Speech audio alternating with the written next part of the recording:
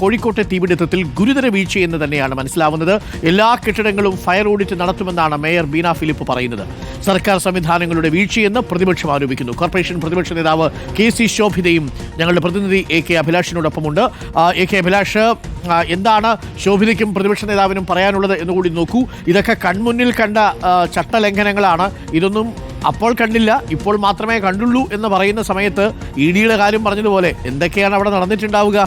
Town പ്ലാനിങ്ങിലെ ഉദ്യോഗസ്ഥർ കോർപ്പറേഷന്റെ പരിധിയിലല്ലേ വരുന്നത്? AK അഭിലാഷ്. രസകരമാണ് കാര്യങ്ങൾ.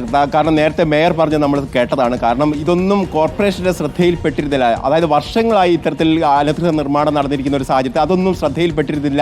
ഇത് ഉദ്യോഗസ്ഥ തലത്തിൽ ഏതെങ്കിലും തരത്തിൽ വീഴ്ച സംഭവിച്ചോ എന്ന് പരിശോധിക്കുമെന്നാണ് അവർ പറഞ്ഞിരിക്കുന്നത്.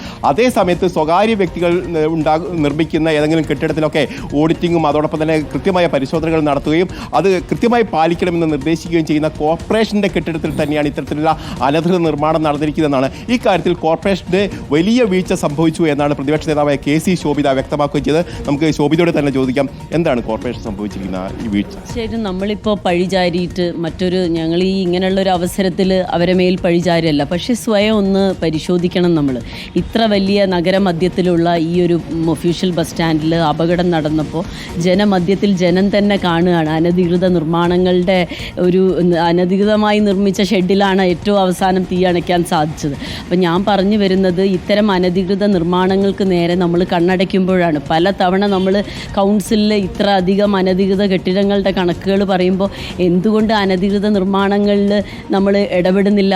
മറ്റുള്ളവരുടെ അനധികൃത നിർമ്മാണത്തിൽ ഇടപെടുന്ന കോഴിക്കോട് കോർപ്പറേഷൻ സ്വന്തം കെട്ടിടങ്ങളിൽ അനധികൃത നിർമ്മാണം നടക്കുമ്പോൾ മൗനമായിട്ട് നിൽക്കുകയാണ്. അപ്പോൾ ഇങ്ങനെ ഓരോ അപകടം ഉണ്ടാവുന്ന അവസരത്തിൽ നമ്മൾ അത് ചെയ്യും ഇത് ചെയ്യും എന്നുള്ള പ്രഖ്യാപനങ്ങളിൽ ഒതുങ്ങുക എന്നല്ലാതെ ഇപ്പോൾ ഈ ഒരു മാസത്തിൽ 3 തീപിടുത്തങ്ങളാണ്. 2 എണ്ണം സർക്കാർ കെട്ടിടങ്ങളിലാണ് ഉണ്ടായത്.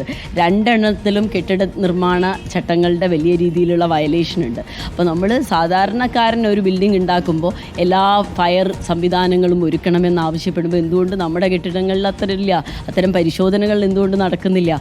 ഓരോ ഫയർ ഔട്ട് ബ്രേക്ക് ഉണ്ടാകുന്ന സമയത്തും ഇവിടെ നഗരത്തിൽ എല്ലാ വലിയ വേദികളിലും മേയർ പ്രസംഗിക്കുന്നതാണ് നഗരവൽക്കരണം ഏറ്റവും വേഗത്തിൽ നടക്കുന്ന കോഴിക്കോടാണെന്ന്. അങ്ങനെയെങ്കിൽ എന്തുകൊണ്ട് ഈ നഗരവൽക്കരണം അതിവേഗം നടക്കുന്ന കോഴിക്കോടിന് ഒരു ഫയർ ഫൈറ്റിംഗ് സംവിധാനം ശരിയായ രീതിയിലില്ല? ഇപ്പോൾ ഈ ഫയർ ഔട്ട് ബ്രേക്ക് ഉണ്ടായപ്പോൾ നമുക്കൊന്നും ചെയ്യാൻ സാധിച്ചില്ല. അരമണിക്കൂർ എന്ന് പറഞ്ഞാൽ ഏറ്റവും ക്രൂഷ്യലാണ്. ആ സമയത്ത് മതിയായ രീതിയിലുള്ള ഫയർ യൂണിറ്റുകൾക്ക് അവിടെ വരാൻ സാധിക്കാഞ്ഞ ഇവിടെ അങ്ങനെയുള്ള ഒരു സൗകര്യം ഇല്ലാറ്റാ.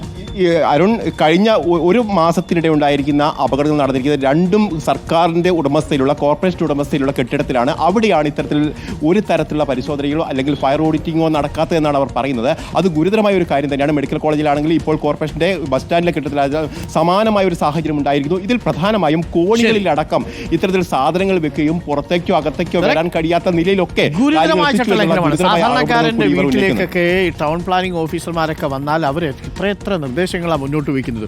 കോർപ്പറേഷന്റെ സ്വന്തം കെട്ടിടത്തിൽ കൺമുന്നിൽ AC വെക്കാൻ വേണ്ടിയിട്ട് ഇതേപോലെ വെന്റിലേറ്ററുകളെല്ലാം കെട്ടിയടയ്ക്കുക, അവിടേക്കുള്ള ബാൽക്കണിയിലേക്കുള്ള ഫയർ ഫൈറ്റേഴ്സിന് വരാൻ കഴിയുന്ന വാതിലുകളൊക്കെ കെട്ടിയടയ്ക്കുക. ഇതൊക്കെ കൺമുന്നിൽ കണ്ടിട്ടും കാണാതെ പോകുന്നതിന് പിന്നിൽ എന്താണ് എന്നുള്ളത് പ്രേക്ഷകർക്ക് അറിയായിരിക്കുമല്ലോ അല്ലേ? അപ്പോൾ അതായിരിക്കും കാര്യം എന്നുള്ളതാണ്. അല്ലെങ്കിലൊക്കെ ഇതിങ്ങനെ കെട്ടിവയ്ക്കാൻ പറ്റത്തില്ലല്ലോ. അപ്പോൾ സത്യസന്ധരായ കുറച്ച് ഉദ്യോഗസ്ഥരെ നമ്മുടെ നാടിന് ആവശ്യമുണ്ട് എന്ന് മാത്രം സൂചിപ്പിച്ചുകൊണ്ട് പ്രിയപ്പെട്ട